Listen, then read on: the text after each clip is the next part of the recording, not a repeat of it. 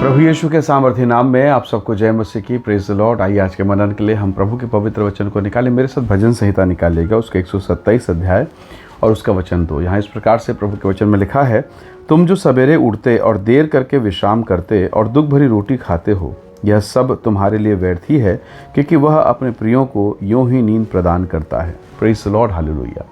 परमेश्वर के लोगों, प्रभु का वचन कितना अद्भुत है ना। परमेश्वर के वचन में लिखा है, तुम सवेरे उठते हो, बहुत परिश्रम करते हो, दुख पाकर तकलीफ झेल कर रोटी खाते हो।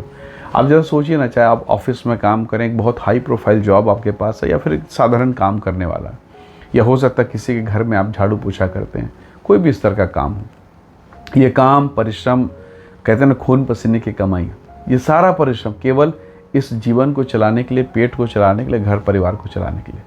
पर परमेश्वर का वचन कहता है, इन सारी चीज़ों के बाद एक बहुत सुंदर लिखा है कि परमेश्वर यहोवा अपने भक्तों को, अपने लोगों को यूं ही नींद प्रदान करता है। नींद का अर्थ केवल सोना नहीं, पर वो सच्ची शांति, वो सच्चा विश्राम।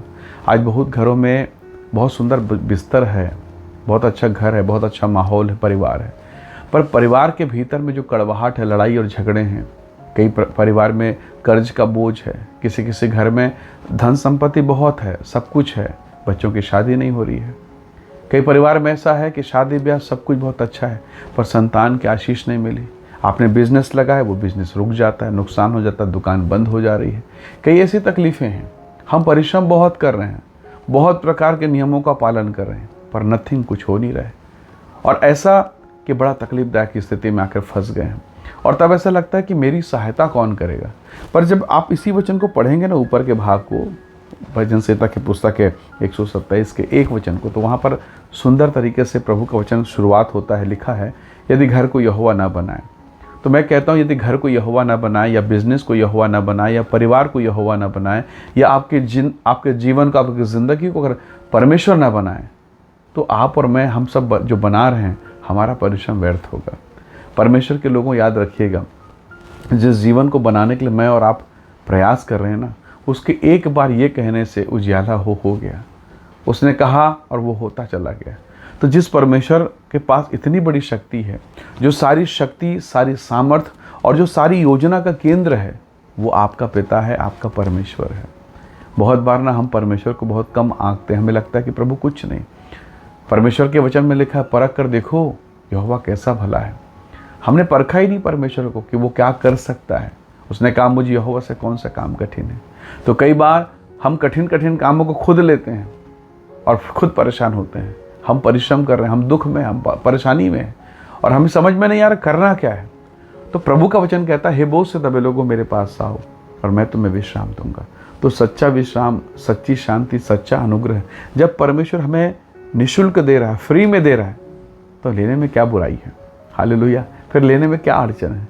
एक अड़चन है, वो ये है कि मैं खुद अपने समझ का सहारा लेता हूँ। संसार का सबसे बड़ा बुद्धिमान सुलेमान ने कहा, अपनी समझ का सहारा ना लेना। कन्फर्म है उसने लिया होगा, ठोकर खाया होगा, भटक गया होगा, और तब वो कहता है कि अपने समझ का सहारा ना लेना, संपूर्ण मन से, नीति वचन 3:5 में कहता है, संपूर्ण मन से यहोवा पर भरोसा रखना, उसी को स्मरण करके सब काम करना, और तब तेरे लिए वो सीधा मार्ग निकालेगा। जब प्रभु हमारे लिए सीधा मार्ग निकाल रहा है, तो क्यों हम अपने दिमाग लगाएं और अपने मार्गों को टेढ़ा करें। कई बार हम बहुत बुद्धि लगाते हैं। बेहतर है हम अपने बच्चों को, अपने घराने को, अपने परिवार को परमेश्वर के हाथों में सौंप दें।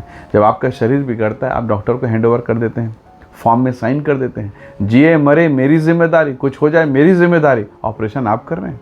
नहीं, ऑपरेशन डॉक्टर साहब कर रहे हैं, पर आप कहते हैं मेरी जिम्मेदारी। डॉक्टर कभी लिख के दे रहे हैं मेरी जिम्मेदारी? नहीं, ऑपरेशन वो कर रहा है, आपको बताया गया, और आप कहते हैं हाँ मेरी जिम्मेदारी, कुछ होगा तो मैं कुछ भी नहीं करूँगा, मेरी जिम्मेदारी। प्रभु के लोगों, आप एक कंसर्न फॉर्म भर के देते हैं। तो जब जीवन में, शरीर में बीमारी गड़बड़ी है, आपने डॉक्टर को हैंडओवर कर दिया, जो आप ही के समान एक मनुष्य है। हाँ, यद्यपि वो चिकित्सा विज्ञान को जानता है, तो जो सब कुछ को जानता है, उस महान परमेश्वर को जो सब कुछ जानता है, क्यों ना अपना जीवन सौंपें, ताकि वो हमारे जीवन में बेहतरीन काम करें। उसने कहा है, जो कोई मेरे पीछे आएगा अंधियारे में कभी ना भटकेगा। हम भटक रहे हैं क्योंकि हम पीछे नहीं चल रहे हैं। हम इसलिए रो रहे हैं क्योंकि हमने आंसू पोंछने वाले परमेश्वर को जानकर भी ठीक से नहीं जाना है। आइए हम सब अपने जीवन को परमेश्वर के हाथों में सौंपें और कहें, खुदावन सहायता कर, अनुग्रह कर। और निसंदेह परमेश्वर हमारी सहायता करेगा। उस उड़ाव पुत्र की कहानी को देखिए, पिताजी तो अभी भी घर के बाहर बैठा हुआ है, इंतज़ार कर रहा मेरा बेटा कब लौटेगा। तो कई बार मैं और आप भाग जाते हैं, भटक जाते हैं, और जब लौट कर आते हैं ना तो वो बहुत प्रेम करता है, वो चुम्बन लेता है, वो अपने कपड़े उतार कर हमें पहनाता है और हमारी सहायता करता है। हालेलुया। आइए उस खुदा के पास दौड़ें, उस परमेश्वर के पास दौड़ें, ताकि वो हमें विश्राम और शांति प्रदान करें। आइए हम प्रार्थना करें। सर्वशक्तिमान परमेश्वर पिताजी, हम आपके समीप में आते हैं। हमारे परिश्रम, हमारे काम बन नहीं रहे प्रभु जी, पर और बिगड़ते चले जा रहे हैं। पर इस समय हम अपने जीवन को तेरे हाथों में सौंपते हैं, और मैं हर एक भाई बहनों का, उनके जीवन, उनके घर, उनके परिवार को आपके हाथों में सौंपते हैं प्रभु जी, कि आप उनमें से प्रत्येक को ब्लेस करें, आशीष दें, और उनके जीवन को अपनी अद्भुत भलाई से भरपूर कीजिए। सारी महिमा आपको देते हैं, यीशु के सामर्थ्य नाम से मांगते हैं, आमीन आमीन। प्रभु आप सबको आशीष दे, परमेश्वर का अनुग्रह आप सबके साथ हो। Praise the Lord. जय मसीह।